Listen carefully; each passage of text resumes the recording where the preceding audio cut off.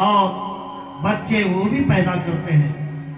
तो यही 4 कार्य अगर मनुष्य भी सीमित रह गया तो फिर मनुष्य में और पशु पक्षियों में क्या अंतर रह गया। दक्ष का अहंकार समाप्त हुआ और माता सती ने फिर दक्ष यज्ञ में अपनी देह को त्याग कर, नारद जी पूछ रहे हैं कि हे पिता ब्रह्मा, फिर दक्ष की पुत्री सती ने कैसे पार्वती जी के रूप में जन्म लिया, हिमांचल कन्या वो क्यों बनी, और फिर तपस्या करके उन्होंने भगवान शिव को पति रूप में कैसे प्राप्त किया। तो ब्रह्मा जी बोलते हैं कि हे नारद, उत्तर दिशा में पर्वतों का राजा हिमालय रहते हैं, वह तप करने का स्थान है। तपास्थानो इति पूतात्मा पावनम च महात्मनाम। वहाँ पितरों की कन्या मैना के साथ देवताओं ने हिमालय से मैना का विवाह करवा दिया। नारद बोले कि हे प्रभु, मैना की उत्पत्ति की कथा विस्तार से सुनाइए कि मैना ने कैसे जन्म लिया। तब ब्रह्मा जी बोले कि दक्ष की 60 कन्याओं में से एक का नाम था स्वधा, जिसका विवाह पितरों के साथ हुआ और उनसे 3 कन्याएं हुई। पहली कन्या मैना थी, दूसरी कन्या धन्या थी और तीसरी कन्या कलावती थी। इनका नाम लेने से ही जीव की सभी मनोकामनाएं पूर्ण हो जाती है। एक समय की बात है, ये तीनों बहनें श्वेत द्वीप में भगवान विष्णु का दर्शन करने के लिए गई। वहां वे प्रभु को प्रणाम करके उसी स्थान पर रुक गई। वहां एक बहुत बड़ा समाज एकत्रित हुआ।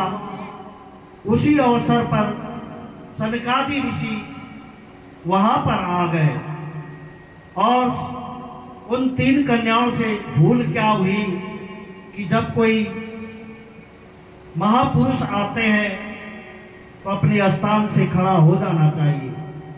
सौनकादि ऋषि मुनि आए और वो तीनों कन्याएं खड़ी नहीं हुई। तो सौनकादि ने जो है कन्याओं को दंड देने के सोची और सोचा कि कल को अगर हमने इन कन्याओं को दंड नहीं दिया तो कल को सभी जो है हमारा अपमान करने लग जाएंगे। उसके बाद सौनकादि बोले, हे स्वधा की तीनों कन्याओं को उन्होंने श्राप दिया कि तुम तीनों स्वर्ग से दूर मनुष्य की पत्नी बनो।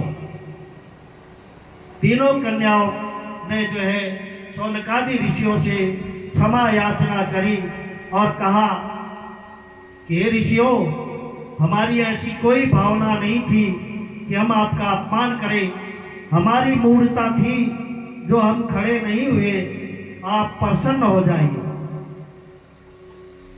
तो सौनकादि बोले कि भाई हमने अब तो श्राप दे दिया है, तो तुम्हें मृतलोक में जन्म लेकर किसी मनुष्य की पत्नी तो बनना ही पड़ेगा। लेकिन वे मनुष्य भी सामान्य नहीं होंगे।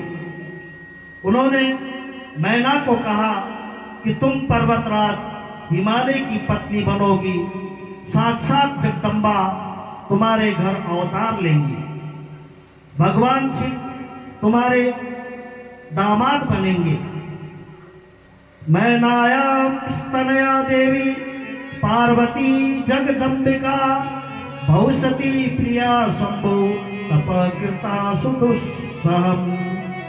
फिर उन्होंने धन्या को कहा कि तुम जो है शीलध्वज जनक की पत्नी बनोगी, साक्षात जगदम्बा सीता का तुम्हारे घर में अवतार होगा और भगवान श्री राम तुम्हारे जमाता होंगे। धन्या प्रिया द्वितीयां तो योगिनां जनकस्य च तस्या कन्या महालक्ष्मी नामना सीता भविष्यति।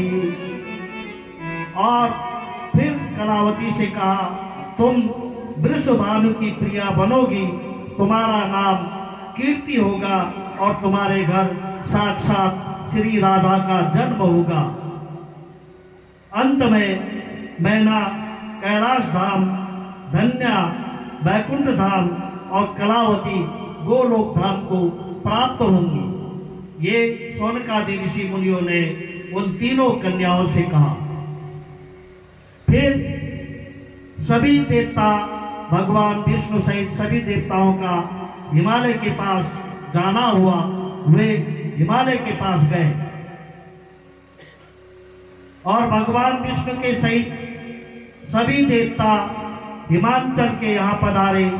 समस्त देवताओं सहित विष्णु भगवान को देखकर हिमालय जी परम प्रसन्न हो गए। देवताओं ने भगवती के सती रूप के जन्म की कथा सुनाई और कहा कि अब भगवती आपके यहाँ अवतार लेंगी। देवताओं ने भगवती की आराधना की, जिससे भगवती प्रसन्न हो गई और उन्होंने देवताओं को दर्शन देते हुए कहा कि आप